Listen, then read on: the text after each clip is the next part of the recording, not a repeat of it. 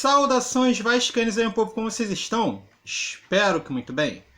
Bem, vou falar hoje sobre contratações. Rapaz, 2020 já está começando, né?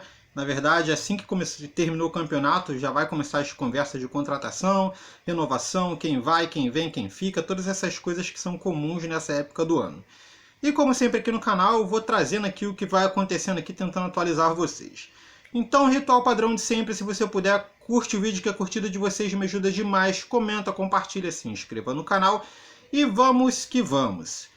Bem, a prioridade, né, uma das prioridades lá do setor do Vasco ali é a lateral esquerda, que viveu de trancos e barrancos durante o ano. Nós contratamos o Danilo Barcelos, que teria lá, era para ser o titular absoluto da posição. Começou até bem o Carioca, mas no Brasileiro descambou a fazer besteira. Acabou sendo substituído pelo Henrique, que já estava aqui, que já é um lateral que a torcida não gosta tanto, que não tem lá tanta qualidade, e ficou nessa, né? O Henrique acabou ficando como titular da lateral. O Ramon, que é o outro lateral esquerdo que nós temos, vinha de contusão, estava se tratando. Quando ele finalmente conseguiu ficar em forma, que já foi quase no final do ano, ele não estava inscrito no campeonato, então acabou que nem pôde atuar. Com isso, o Luxemburgo ele viu ali que a situação da lateral esquerda está complicada e definiu como uma das prioridades e já apontou alguns nomes aqui para a lateral esquerda do Vasco. Eu vou passar esses nomes aqui para vocês, tá ok? Bem, vamos direto ao ponto, né? O primeiro nome é o Douglas Santos, de 25 anos, lateral esquerdo do Zenit. Esse seria o nome mais difícil do Vasco contratar. O lateral ele tem contrato com o Zenit até o final de 2024. Ele foi comprado por cerca de 60 milhões de reais. O Vasco pode recomprar esse jogador? Não, nem por esse preço, nem pela metade desse preço, nem por menos que isso. O lateral ele tem contrato ativo, ele tá lá no clube, tá atuando normalmente no clube, e para tirar ele de lá seria difícil, sendo que tem uma situação que o Vasco está contando aí para poder trazer o jogador. Aparentemente o Douglas Santos teve uma filha recentemente, e graças a isso ele está tentando voltar para o Brasil para ter ali uma situação mais tranquila para ele e para sua família.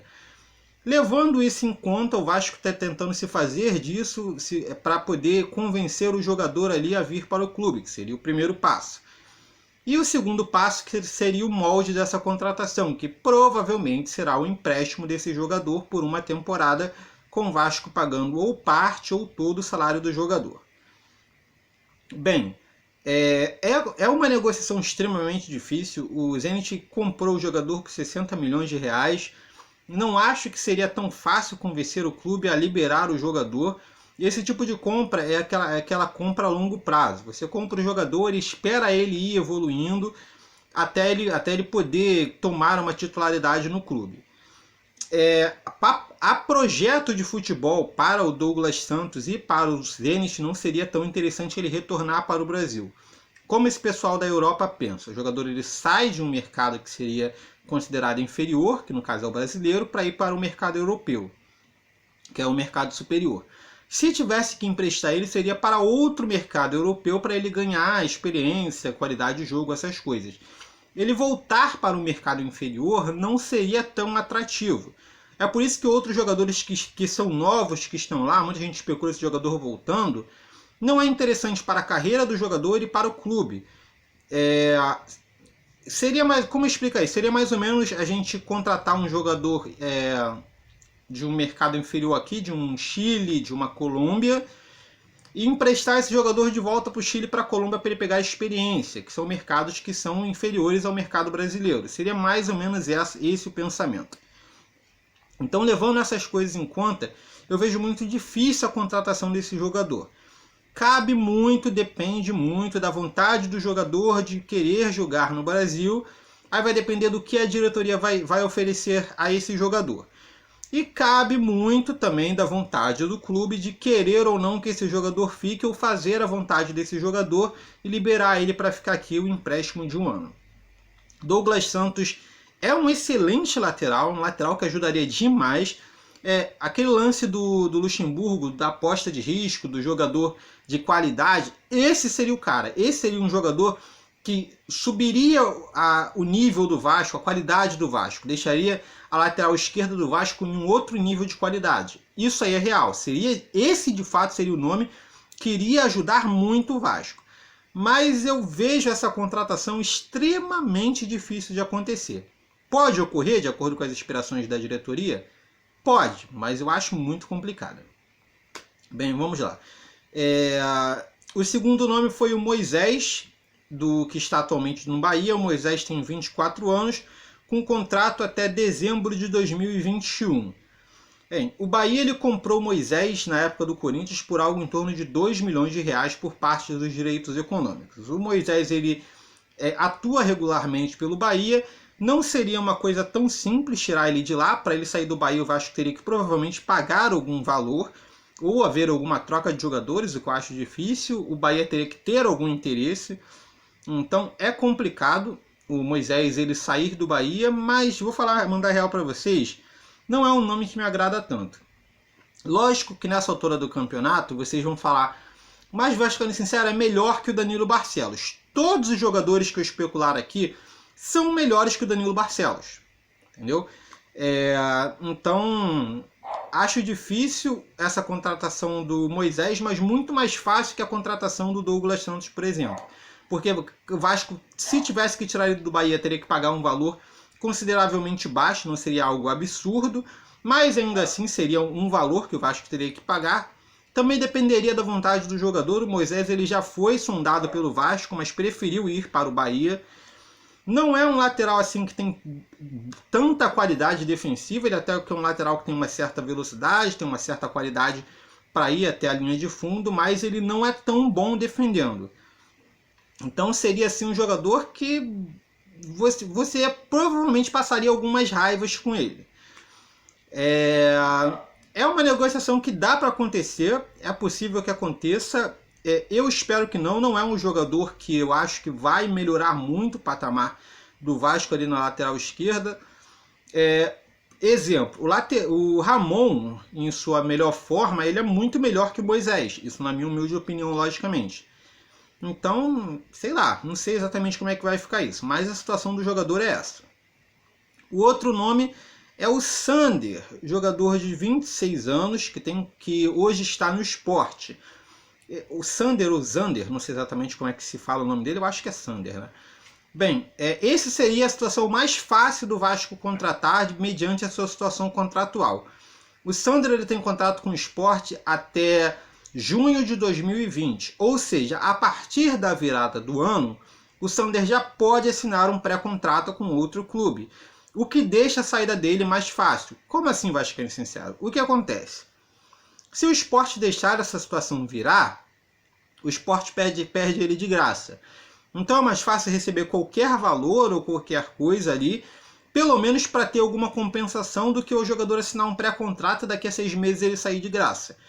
Aparentemente ainda estão em conversas a situação de renovação. O Sander está recebendo proposta de vários clubes, então ainda não se sabe qual vai ser a situação dele. Provavelmente o Sport, recebendo alguma proposta por esse jogador, deve liberar. Aí cabe muito do que o Vasco vai oferecer. Algum valor em dinheiro, que não precisa ser muito, como eu disse, ele está há 6 meses de final de contrato. Ou então alguma troca de jogador. O Vasco manda algum jogador para o Sport manda o Sander. É um jogador que viria com um salário que não seria tão absurdo, seria um salário até que barato, fácil do Vasco bancar, onde o Vasco poderia fazer um contrato até que de médio porte, de 2 anos, até para ver como o jogador vai se portar no Vasco. Das contratações aqui, seria de menos risco. É uma contratação mais fácil que a do Moisés e muito mais fácil que a do Douglas Santos. É um nome agradável. Se fosse para comparar entre Moisés e Sander, eu iria preferir o Sander. Apesar de ser um ano mais velho, eu acho que é um jogador que tem algumas características ali que são mais interessantes. E é mais tranquilo para o Vasco contratar. Se você me perguntar hoje quem eu acho que vem para o Vasco, acho que seria o Sander, pela situação contratual dele. Bem, vamos aguardar. Esses 3 jogadores foram os que foram especulados. O Douglas Santos e o Moisés tá aí até na grande mídia, já foi até confirmado o interesse de acordo com o Globoesporte.com. O Sander, essa confirmação está mais na boca do torcedor, saiu mais de algumas jogadas de empresário.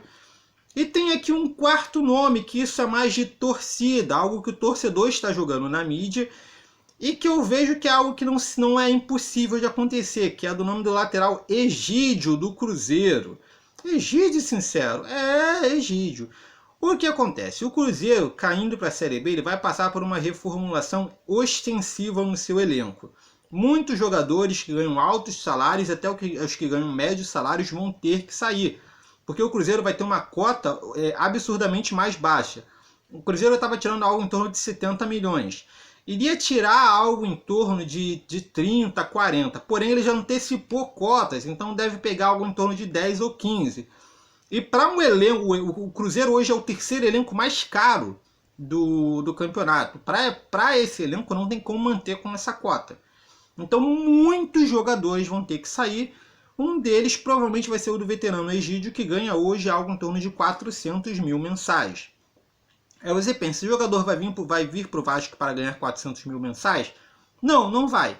Caso ele viesse, ele teria que se adequar financeiramente, ou seja, teria que ter uma reduzida brusca no seu salário para poder assinar com o Vasco. Isso provavelmente é o que acontecerá com o Egídio, seja no Vasco ou em qualquer outro clube.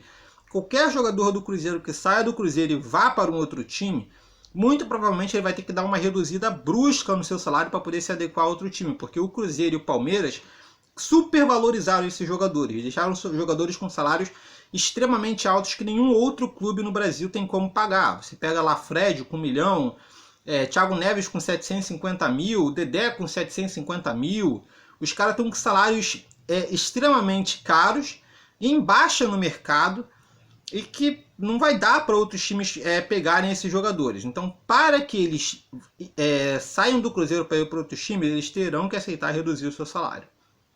Bem, são esses os nomes que tem até agora de lateral esquerdo, e gostaria de saber de vocês qual seria a sua opção, qual seria a sua primeira opção, qual desses jogadores você queria ver no Vasco.